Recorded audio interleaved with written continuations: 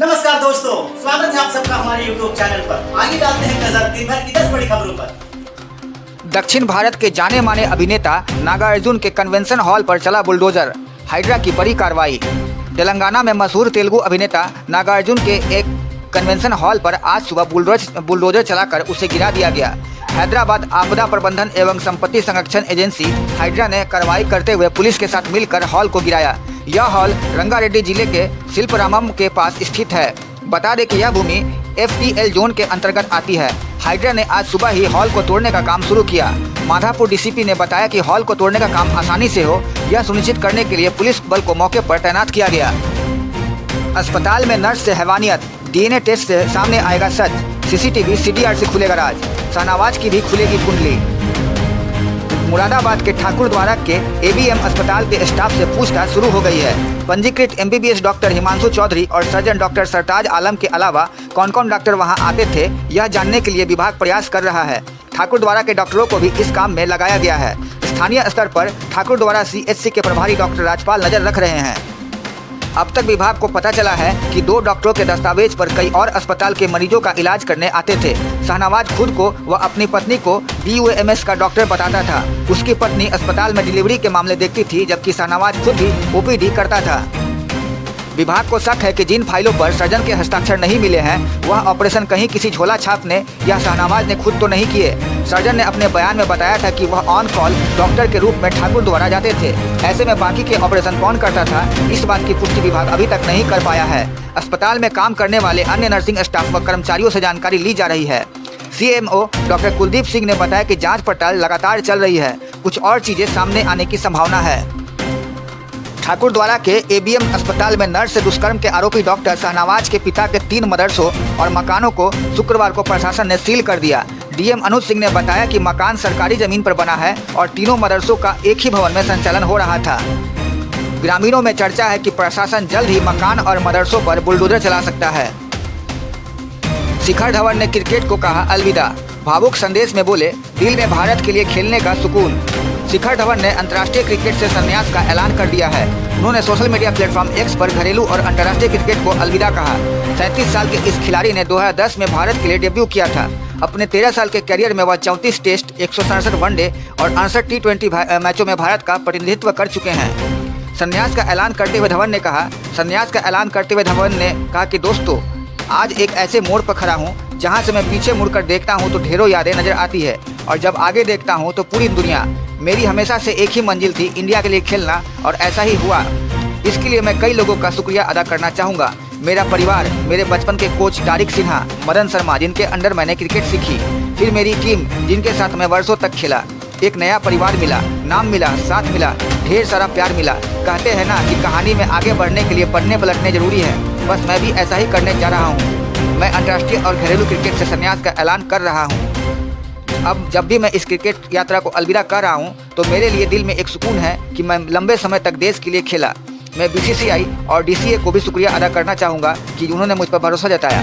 मैं अपने फैंस का भी शुक्रिया अदा करता हूँ जिन्होंने मुझे बहुत ही प्यार दिया।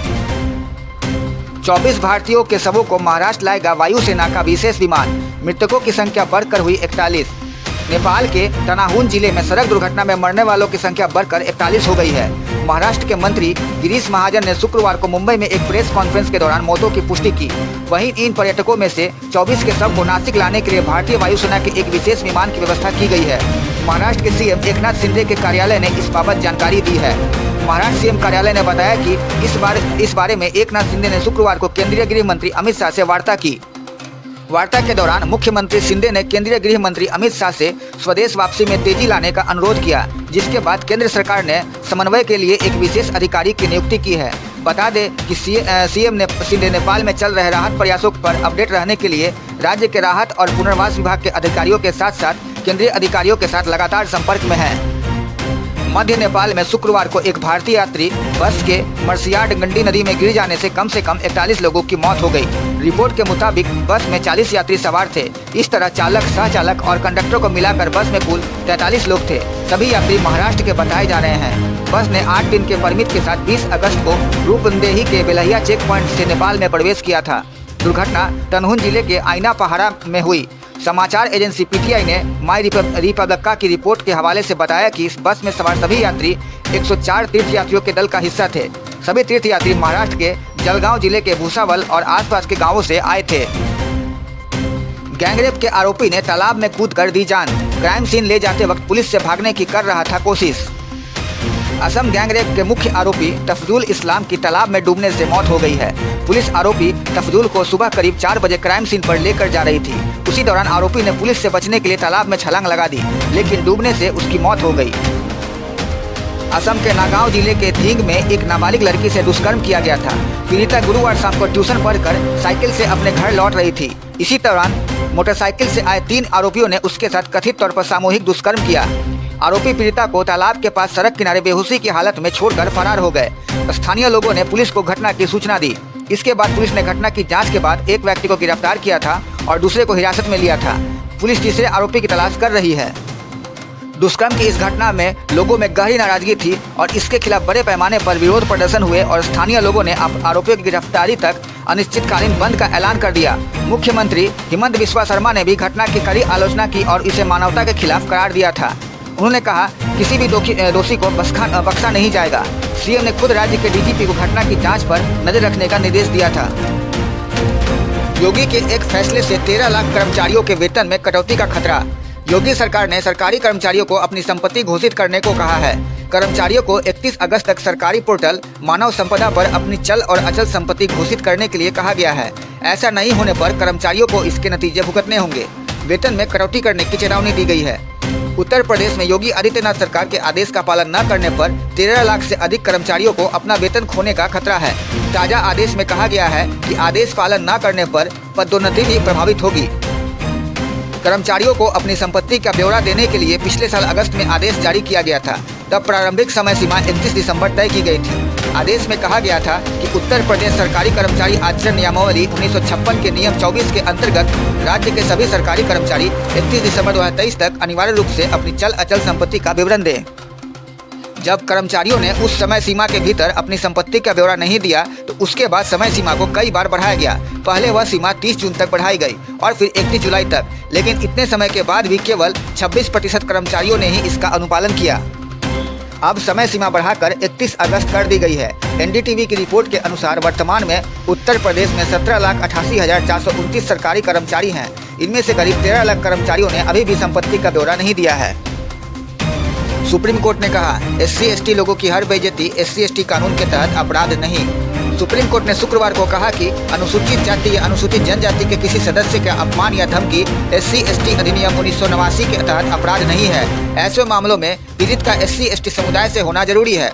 अपने फैसले में जस्टिस JB पारदीवाला और जस्टिस मनोज मिश्रा की बेंच ने यह भी कहा कि अधिनियम की धारा 18 अदालतों को यह जांच करने की पावर पर पूर्ण प्रतिबंध नहीं लगाती है कि क्या प्रथम दृष्टया 1989 के अधिनियम के प्रावधानों को आकर्षित करने वाला मामला बनता है या नहीं।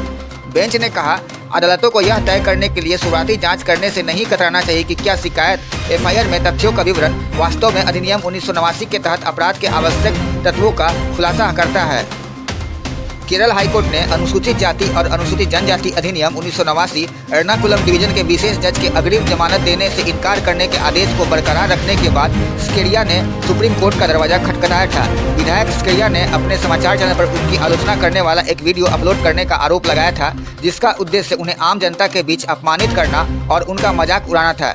चैनल ने यह जानते हुए भी कि विधायक फुलाया समुदाय के सदस्य हैं जो अनुसूचित जाति हैं, फिर भी उनके ऊपर ऐसा आरोप लगाया था। सेबी ने अनिल अंबानी के ट्रेडिंग पर 5 साल का प्रतिबंध जुर्माना लगाया। सेबी ने उद्योगपति अनिल अंबानी को शेयर बाजार में ट्रेड करने से 5 साल के लिए रोक दिया है। उन पर 25 करोड़ रुपए का जुर्माना भी लगाया गया है। उनके साथ रिलायंस होम फाइनेंस के पूर्व प्रमुख अधिकारियों सहित 24 अन्य संस्थाओं पर भी प्रतिबंध लगाया गया है। सेबी यानी भारतीय प्रतिभूति एवं विनिमय बोर्ड ने अंबानी को 5 साल की अवधि के लिए किसी भी सूचीबद्ध कंपनी या बाजार नियामक के साथ पंजीकृत किसी भी मध्यस्थ में निदेशक या प्रमुख प्रबंधकीय कार्मिक यानी KMP के रूप में प्रतिभूति बाजार से जुड़ने पर रोक दिया है। इसके अलावा नियामक ने रिलायंस होम फाइनेंस को 6 महीने के लिए प्रतिभूति बाजार से प्रतिबंधित कर दिया और उन पर 6 लाख रुपए का जुर्माना लगाया। बिजनेस टुडे की रिपोर्ट के अनुसार अपने 222 पन्नों के अंतिम आदेश में सेबी ने खुलासा किया कि अनिल अंबानी और आरएचएफएल के शीर्ष अधिकारियों ने आरएचएफएल से जुड़े निकायों को कर्ज देने की आड़ में धन हस्तांतरित करने के लिए धोखाधड़ी की योजना बनाई थी। आरएचएफएल के निदेशक मंडल द्वारा इस तरह के कर्ज देने के तरीकों को रोकने और नियमित रूप से कॉर्पोरेट ऋणों की समीक्षा के लिए सख्त निर्देश जारी करने के बावजूद प्रबंधन ने इन निर्देशों का उल्लंघन किया। सेबी ने निष्कर्ष निकाला कि धोखाधड़ी की योजना को अंजाम अंबानी और आरएचएफएल के केएमपी द्वारा किया गया। अलकायदा से जुड़े आतंकी संगठन के प्रमुख को सीरिया में मार गिराया, अमेरिकी सेना का दावा। अमेरिकी सेना ने दावा किया है कि उन्होंने खूंखार आतंकी संगठन अलकायदा से जुड़े संगठन के प्रमुख को सीरिया में ढेर कर दिया है। अमेरिकी सेना ने सोशल मीडिया पोस्ट में बताया कि हुरास अल दीन सूरा के परिषद सदस्य और शीर्ष आतंकी अबू अब्दुल रहमान अल मक्की को सीरिया में मार गिराया है। हुरास अल अदीन अलकायदा से जुड़ा संगठन है और सीरिया में सक्रिय है। अमेरिका और पश्चिमी देशों के खिलाफ हमले में इस संगठन का नाम सामने आया है। सीरिया में युद्ध के हालात में मानवाधिकारों पर नजर रखने वाले एक संगठन ने बताया कि सीरिया के दक्षिणी इलाके इदलिब में एक मोटरसाइकिल पर ड्रोन हमला हुआ। इसी हमले में मक्की की मौत हो गई। मक्की को सऊदी अरब का नागरिक बताया जा रहा है। गौरतलब है कि सीरिया में अमेरिका के करीब 900 सैनिक तैनात हैं जो अंतर्राष्ट्रीय गठबंधन के तहत वहां मौजूद है। इस्लामिक कट्टरपंथियों से मुकाबले के लिए सीरिया में अंतर्राष्ट्रीय सैनिकों की तैनाती की गई थी। अमेरिकी सेना ने बीते जून में भी सीरिया में एक हवाई हमले में खूंखार आतंकी संगठन आईएसआईएस के शीर्ष आतंकी को ढेर किया था। यूएस सेंट्रल कमांड ने जानकारी देते हुए बताया कि मारे गए आतंकी की पहचान आईएसआईएस संगठन के सदस्य उसामा जमाल मोहम्मद इब्राहिम अल जनाबी के रूप में की गई थी। वहीं यूएस अफ्रीका कमांड ने भी बीते दिनों सोमालिया में किए गए एक हवाई हमले में 3 आईएसआईएस आतंकियों को ढेर करने का दावा किया था। महिला सुरक्षा के मुद्दे पर फिर से घिरी ममता सरकार। अभिनेत्री पायल मुखर्जी पर हमले के बाद भाजपा ने उठाए सवाल। पश्चिम बंगाल की अभिनेत्री पायल मुखर्जी पर कोलकाता में हमला किया गया। उन्होंने एक वीडियो के जरिए सोशल मीडिया प्लेटफॉर्म इंस्टाग्राम पर इसकी जानकारी दी।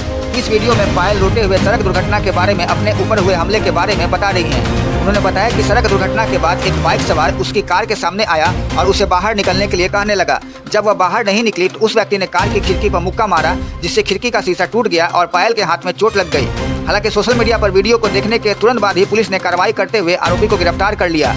अभिनेत्री पर हुए हमले ने एक बार फिर बंगाल में महिलाओं की सुरक्षा को लेकर चिंता पैदा कर दिया है। अभिनेत्री पायल मुखर्जी पर हमला तब हुआ जब राज्य में पहले से ही कोलकाता के आरजी कर मेडिकल कॉलेज अस्पताल में एक प्रशिक्षुत महिला डॉक्टर से दुष्कर्म और हत्या मामले को लेकर बवाल जारी है। महिला डॉक्टर से दुष्कर्म एवं हत्या के मामले के बाद इस घटना ने बंगाल की सियासत को और हवा दे दी है। भाजपा ने महिला सुरक्षा को लेकर एक बार फिर मुख्यमंत्री ममता बनर्जी की सरकार को घेरा। भाजपा के नेताओं का कहना है कि बंगाल अब महिलाओं के लिए नरक बन चुका है। यहाँ महिलाएं, बहन और बेटियां सुरक्षित नहीं है। अब तक के लिए बस इतना ही। ऐसे ही और वीडियो के लिए बने रहिए हमारे साथ। अगर आपको हमारा ये वीडियो पसंद आया तो प्लीज लाइक एंड सब्सक्राइब जरूर करें। और हाँ, कमेंट्स में अपनी राय देना ना भूलें। आपकी राय हमारे लिए बहुत ही महत्वपूर्ण है। सच्ची पत्रकारिता को सपोर्ट कीजिए। धन्यवाद।